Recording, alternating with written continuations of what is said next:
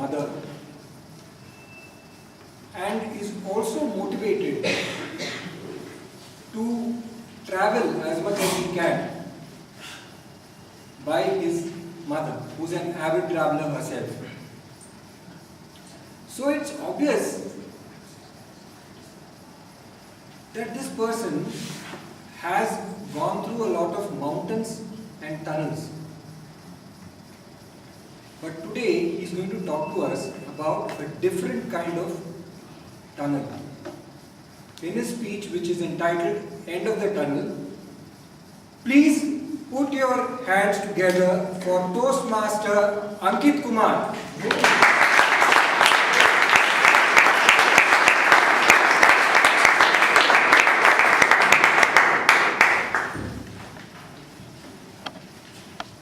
Honestly, I have never imagined that I would be opening this leaf from the book of my life ever again. It was buried deep beneath the wheels of my memory. But there are certain incidents that at the sudden mention of certain words shoot back as colorful kaleidoscopes right in front of your eyes and then change very slowly into calm and clear images. The images I saw were not so clear, but for a sudden moment, I could smell a strange aura of grievance around me. The smell brought me tears. Fellow Toastmasters and distinguished guests, I was a 14 years old kid then, and I barely knew anything more than my parents, my home, my friends, and my school. We lived in a government quarter, and each quarter was separated from the other one just by a single wall. Our neighbor, Mr. and Mrs. Munda, was a middle-aged couple, and their only son was studying outside the city. They treated me as their own child, and I was very, very close to them.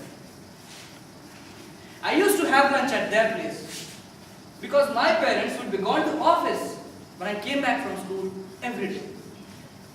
They took nice care of me in my parents' absence. It was just another dull afternoon when I came back from school. I sprinted towards the gate and saw Mrs. Munda waiting for me, like every day. But her behavior was not usual. She was preoccupied with something. What was that she was so deeply absorbed in? I managed to ask, "Is it about Uncle?" Her eyes flooded and tears dropped down her cheek. So, it's over. He's gone. Forever. Mr. Munda had been fighting with cancer, and the cancer was terminal. He never touched a cigarette in his life, and yet it was lung cancer.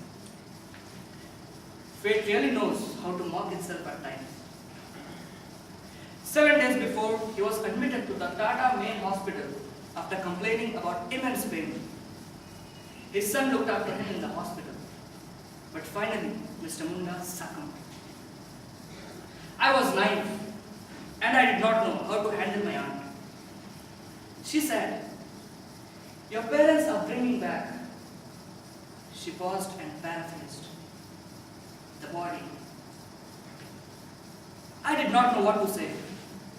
He would be ashes by evening. A few hours later, I heard some cars coming and halting at the gate.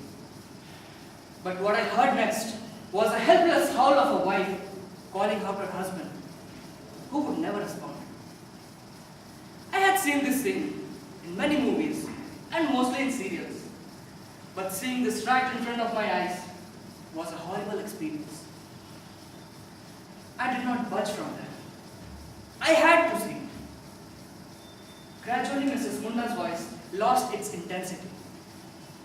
She had lost all her energy. I was trying to imagine her son's position. In the evening, Uncle was incinerated. His son did all the customary things and returned to his mother, who was with us, with swollen eyes. But what he said next moved me.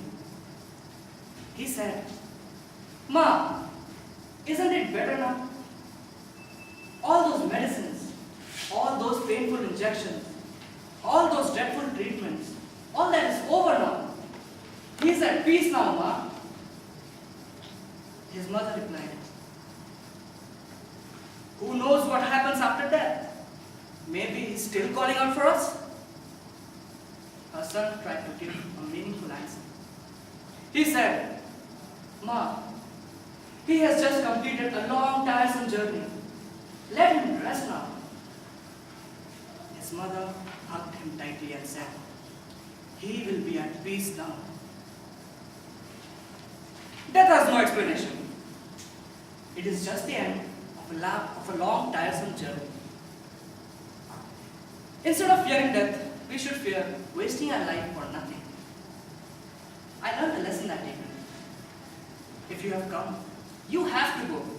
And when you have to go, live your life in such a manner that you are even more present in your absence. That's achievement. That's true inspiration.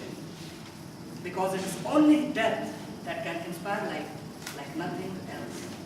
Over to you, Toastmaster.